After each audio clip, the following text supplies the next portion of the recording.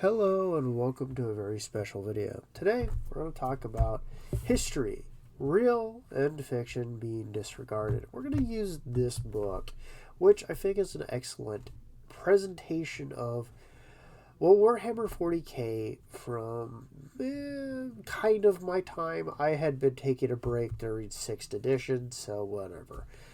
3rd edition I still hold up as one of the greatest books I have for Warhammer 40k. I love the rules, I love the presentation.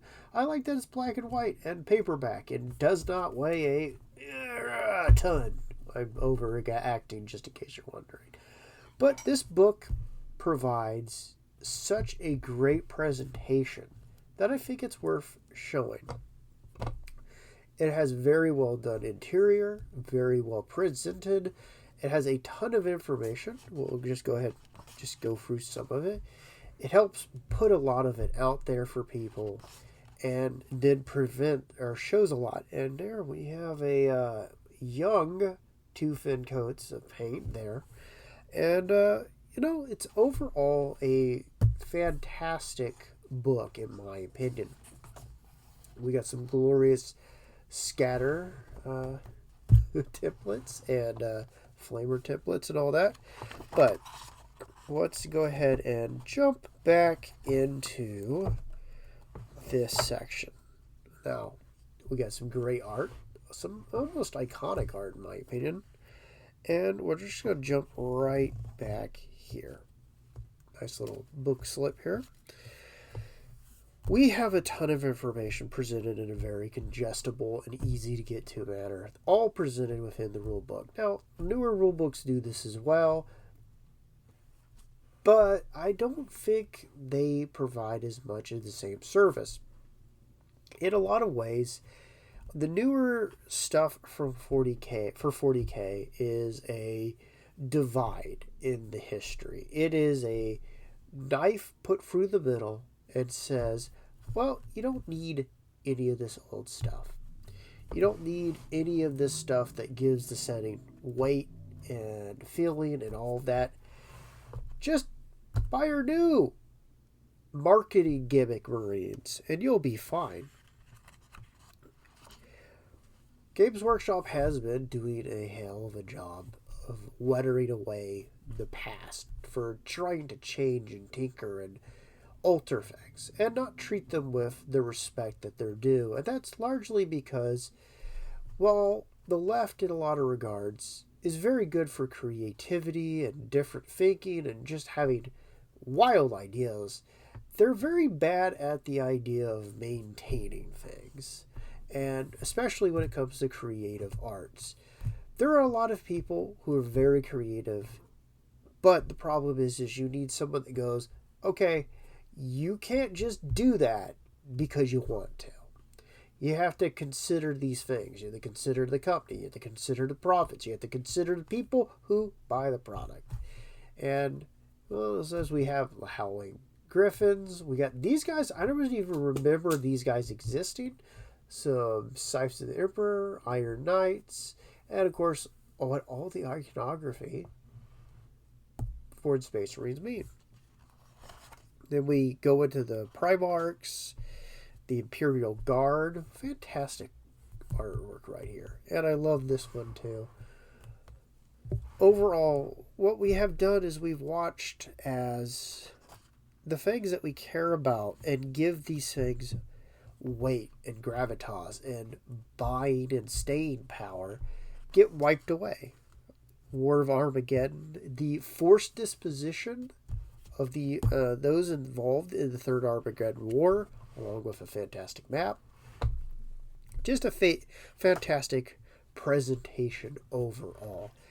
And a really great window into what Warhammer is. So let's get past the factions real quick as I yammer on. So I say this in the fact that 13th Black Crusade, this is opening up a whole different box of worms I'm not going to get into right now.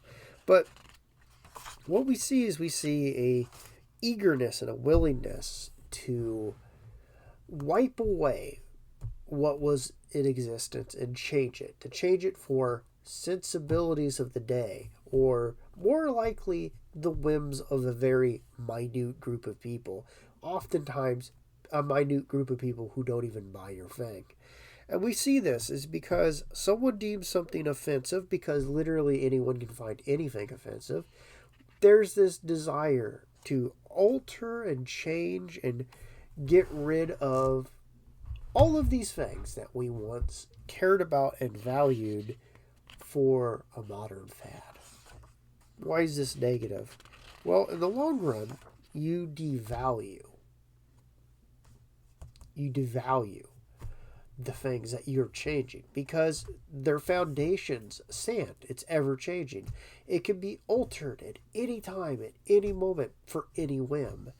And you lose that sense of history and gravity. The things that a lot of times, well, I'm going to speak just in my opinion, that a lot of people want, they seek these things. They want to be invested in a setting, in a thing, in a history. And as we've changed our own histories, like casting random people to be historical characters they could never actually have been. Now, I'm not saying the actor, I'm saying groups of people that they would never be. Queens of England, anybody? Being fairly dark shades. BS, especially not in the modern age. But what you're doing is you're taking history and you're destroying it. Now, I'd say that it's being done on purpose, because a lot of the people who are doing this, especially the settings like Star Wars and Warhammer, actually hate them, do not have any love for what came before, and want to see them wiped out and replaced by whatever thing happens to appeal to them before the next person comes in, gets offended by what they did, and wipes it away. There's absolutely no respect for anything. I'd love to get these guys in metal. Just saying. But as I struggle through all this, the thing is, at the end of the day, we watch petty people destroy things that they are not capable of themselves of creating.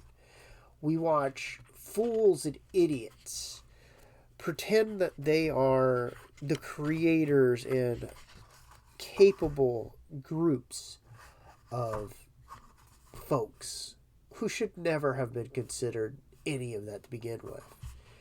And what happens is eventually, like, this is funny, they got the tools in here. Marketing. Eventually what happens, and here we go, is you destroy these things. You destroy their intrinsic value. You destroy what made them unique and interesting, and you make them bland and blasé. You devalue their worth, just the same as what's happened with history in some cases. You effectively make it something unimportant and stupid, and on top of it, unreliable. And you can see it with Warhammer, that we have moved from something that was an iteration upon an iteration to something that, well, tells you the past is stupid and lame, and the new stuff is just better because it's new. Okay. Well, it doesn't have the history. Well, they wipe that history away. They tell you it was made by some guy who's a warp squirrel or some shit like that.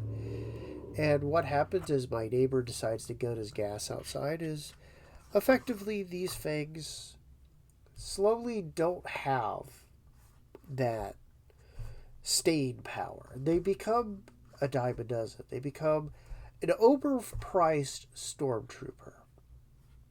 And considering stormtroopers are supposed to be generic sci-fi bad guys, what can you say? The problem at the end of the day is we often see little people who should never have been allowed to be in charge of something, who have no control put on them, and nobody putting any degree or pulling any degree on the reins, being allowed to destroy things because whatever their fashionable beliefs and views at the time were the thing that they decided to alter it all for. And what happens is, again, Mr. Two-Fin Coats, is you end up in a situation where you lose a hobby, you lose a thing that so many people cared about, so that the momentary offense someone feels that's not really interested in the product can be alleviated. We give up history for vandals and people who view it only through a lens of how much they can profiteer at that moment. And that's about it. That's what we do. And it's a sad thing, in my opinion. And it is interesting to look back at even a book as maligned as the 6th edition and look at the quality, the history in it, the work that was put into it, and go, well, that's all in the past. Look at that beautiful reference section, huh? Oh, yeah. Paper templates, my favorite. So, that's my thoughts and my opinions on losing our history, real and fiction, and watching it be thrown out for a momentary offense. So, thank you for joining me, and I hope you have a wonderful day.